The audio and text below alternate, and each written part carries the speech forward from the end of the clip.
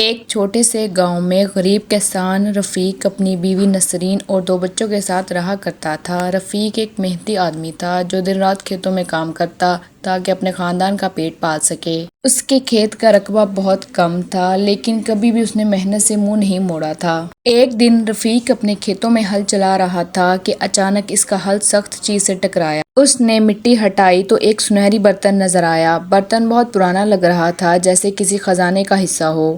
وہ برتن اپنے گھر لے آیا اور اپنی بیوی نسرین کو دکھایا۔ نسرین نے بھی حیرت سے دیکھ کر کہا، یہ واقعی بہت قیمتی لگتا ہے لیکن ہمیں اسے چھپانا چاہیے تاکہ کوئی دیکھ نہ لے۔ انہوں نے برتن کو ایک کمرے کے کونے میں چھپا دیا اور اپنی روزمرہ زندگی میں واپس آ گئے۔ کچھ دنوں کے بعد جب نسرین غلطی سے اس نے برتن میں ایک پرانا چمچ ڈالا، حیرت کی بات ہوئی کہ چمچ سنہری ہو گیا۔ دونوں میاں بیوی حیران رہ گئے۔ رفیق نے سوچا، اگر یہ برتن دھات کو سونا بنا سکتا ہے تو اس کی غربت کو ہمیشہ کے لیے ختم کر سکتا ہے۔ اگلے دن رفیق نے مزید چیزیں آزمانا شروع کی۔ اس نے کچھ پرانے سکے برتن میں ڈالے، ہر چیز سنہری ہو گئی۔ اب رفیق اور نسرین بہت خوش تھے، ان کی قسمت بدلنے والی تھی۔ لیکن جیسے جیسے دن گزرتے گئے، ان کی لالچ بڑھتی گئی۔ وہ زیادہ سے زیادہ چیزیں برتن میں ڈالتے رہے اور سونا اکٹھا کرتے رہے۔ ان کی خوشی زیادہ دیر نہ رہ سکی۔ ایک دن ان کا بڑا بیٹا کمال گھر آیا۔ اس نے سنہری برتن کو دیکھا اور اس کے بارے میں پوچھا۔ پہلے تو رفیق اور نسرین نے کچھ نہ بتایا لیکن پھر بار بار پوچھنے پر انہوں نے راز کھول دیا۔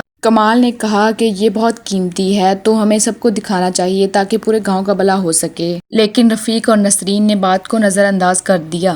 کچھ دن بعد گاؤں کے کچھ لوگ رفیق کے گھر آئے۔ انہیں شک ہو گیا تھا کہ رفیق کی دولت اچانک کیسے بڑھ گئی ہے۔ نسرین اور رفیق گھبرا گئے، انہیں سمجھ نہیں آ رہا تھا کیا جواب دیں۔ کمال نے موقع کا فائدہ اٹھایا اور گاؤں والوں کو سنہری برتن کے بارے میں بتا دیا۔ گاؤں والے حیران رہ گئے۔ رفیق اور نسرین کو شرم آئی کہ انہوں نے اپنے لالچ کی وجہ سے خزانے کو چھپایا۔ انہوں نے گاؤں والوں سے معافی مانگی اور برتن کو سب کے سامنے رکھ دیا۔ گاؤں والوں نے مل کے برتن کو دانش مندی سے استعمال کرنے کا فیصلہ کیا۔